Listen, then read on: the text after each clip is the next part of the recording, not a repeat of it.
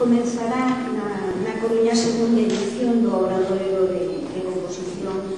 da Coruña Son, este que facemos impartido por Santiago Serón. Todos os actos desta segunda edición da Coruña Son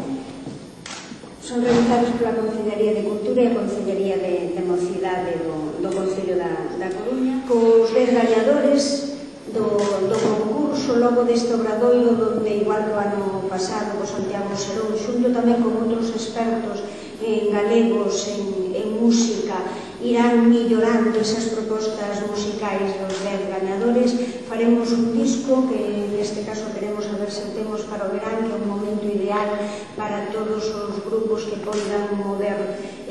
esta canción e que lle sirva a eles un pouco para ir acrecentando o seu público.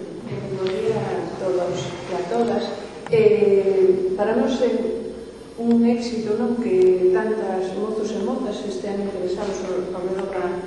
da música, que se xunten para ensaiar. Temos unha cidade moi vizosa en este ámbito e, desde logo, desde a Concellería de Cultura e desde a Concellería de Cultura sempre foi unha aposta importante dar cabida e espazos de expresión a estes grupos de mozos e mozas. Temos o Coruña Son, que desde logo é a aposta máis importante, máis local que facemos, e por outro lado teremos a partir de finais deste ano, comezos do que ven,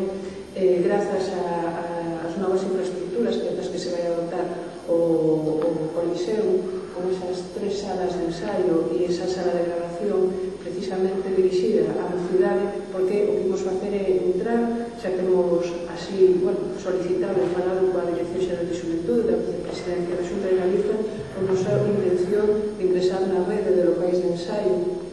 que é unha rede que existe a nivel galego,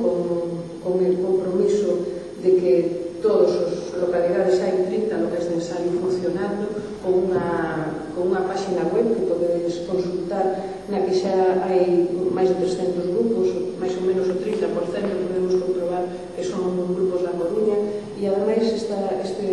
rede de locais de ensaio vai permitir aos grupos coruñeses non só ter uns espazos que de xeito totalmente gratuito poidan ensaiar, evitando todos os problemas que si nos chegan de vecinos e veciñas que a veces teñen que soportar novos ensaios de algún grupiño de rapaces, unha problemática veciñal que a veces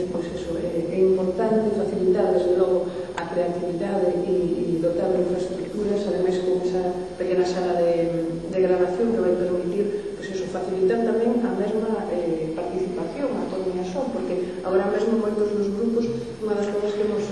dicían é que, claro, como gravo esa primeira maqueta para poder participar, imos a traballar totalmente desde a base, dando esas ferramentas, e ademais pensamos que pode ser un xeito moi importante tamén de promoción, xa que a rede de locais de ensaio, unha das funcións que ten é por utilizar a administración de ponte entre o que son os grupos amateurs e o que é a propia industria musical. Comentamos un pouco como é a dinámica de funcionamento do obradoiro. Cada día que empeza a sesión ás 10 da mañá, de 10 a 2 pola mañá, a primeira hora e media, máis ou menos, dedícase a fundamentos teóricos. Un día, basicamente, a ritmo e métrica, outro día a armonía e outro día a melodía. E ese mesmo aspecto, que son os fundamentos da canción, son os que despois, nas horas seguintes de cada día, se dedican á práctica, a aplicación práctica a cada unha das cancións dos grupos, para que, traballando un día a armonía, outro a melodía e outro ao ritmo e ao verso, pois vayan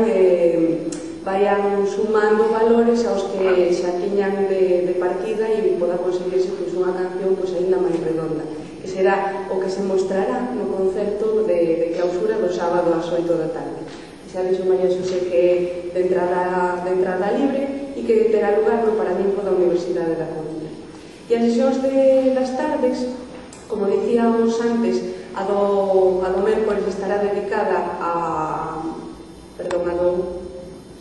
dos xoves estará dedicada aos comentarios sobre as cancións non gañadoras, e as outras serán sesións, unha con Vieito Romero e outra con Xurxo Souto, falando basicamente de fundamentos rítmicos, raíces rítmicas da música galega popular, e por outro lado de fusión. Entón aí tamén haberá unha pequena exposición teórica inicial e logo un traballo de grupo, de colaboración, un traballo colaborativo entre todos os asistentes, pois con testemunhos e con participación directa de todos os presentes do